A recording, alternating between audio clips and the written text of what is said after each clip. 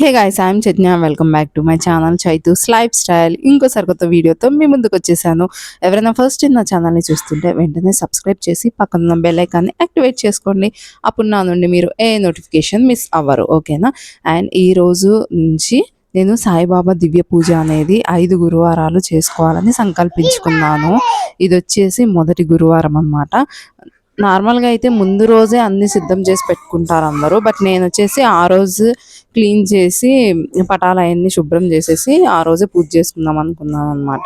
So first వచ్చేసి పూజ గది మొత్తం నీట్గా అన్నీ తీసేసి పటాలు అవన్నీ నీట్గా తుడిచి పేపర్ వేసుకొని నెక్స్ట్ ఇంకా పటాలు తుడిచి గంధం కుంకుమ బొట్లు పెట్టి అప్పుడు ఇంకా స్టార్ట్ చేద్దాం అనుకున్నాను అనమాట. ఏదైనా పూజ చేయాలంటే చాలా నియమ నిష్టలు ఉంటాయి. సాయిబాబా దివ్య పూజ చేయాలి అంటే అంత నియమాలు ఏమి ఉండవు, నిష్ట ఏ పూజకైనా ఉండాలండి. సో నియమాలు ఎక్కువ ఉండవు అనమాట సాయిబాబా దివ్య పూజ చేసేటప్పుడు. అండ్ ఎవరైనా చేసుకోవచ్చు ఈ దివ్య పూజ, చిన్న పిల్లలు, పెద్దవాళ్ళు, ముసలి వాళ్ళు ఎవరైనా చేయొచ్చు అనమాట.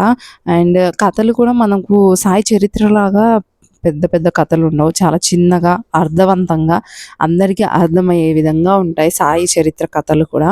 సో ఎవరైనా చేసుకోవచ్చు. అండ్ పెద్ద ప్రాసెస్ కూడా ఏం లేదు ఈ పూజ చేయడానికి. సాయి అష్టోత్తరం చదువుకోవాలి అండ్ తర్వాత సాయిబాబా కథలు ఉంటాయి సాయి దివ్య చరిత్ర బుక్లో. సో అవి చదువుకోవాలన్నమాట.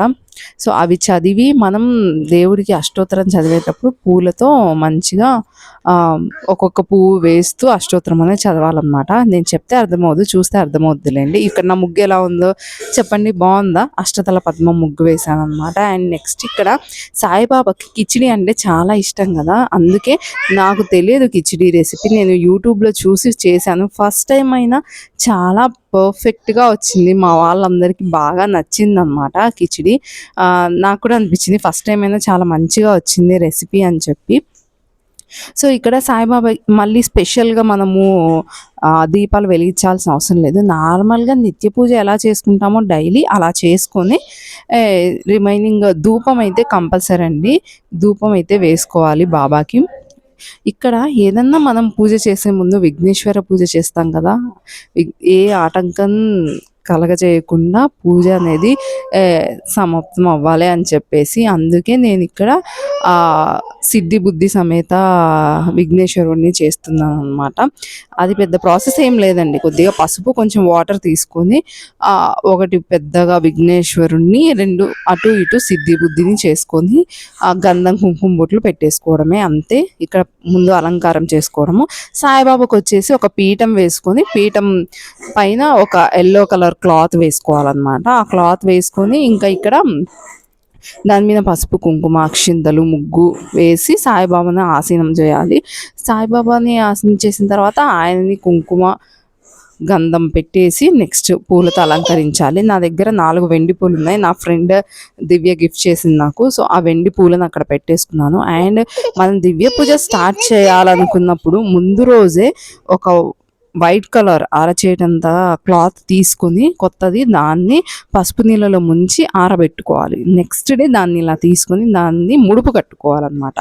పసుపు కుంకుమ అక్షింతలు అండ్ మీ ఇష్టం 1 rupee coin, 2 rupee, 5 rupees, 11 rupees మీరు ఎంత పెట్టాలనుకుంటే అంత పెట్టి వాటికి గంధం బొట్లు పెట్టేసి ఆ ముడుపు కట్టి మీరు ఎందుకు ఈ పూజ అనేది స్టార్ట్ చేశారో అది మీరు మనసులో సంకల్పించుకొని ఇన్ని వారాలు చేస్తా ఈ పూజ అని. అంటే కొంతమంది 5, 7, 11 ఇలా వారాలు చేస్తూ ఉంటారనమాట.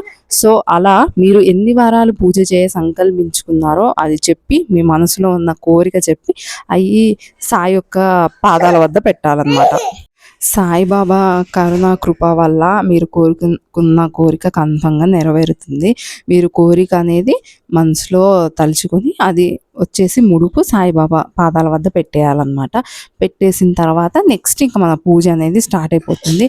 నిత్య దీపారాధన పూజ, ఒత్తులు అవన్నీ వెలిగించేసి అగరబత్తులు వెలిగించిన తర్వాత సాయిబాబాకి పూలతో కానీ రేకులతో కానీ అవి లేవు, అందుబాటులో లేని పక్షంలో అక్షింతలతో కానీ మనము అష్టోత్తర శతనామావళి సాయిబాబా దివ్య చరిత్ర బుక్లో ఉంటుంది.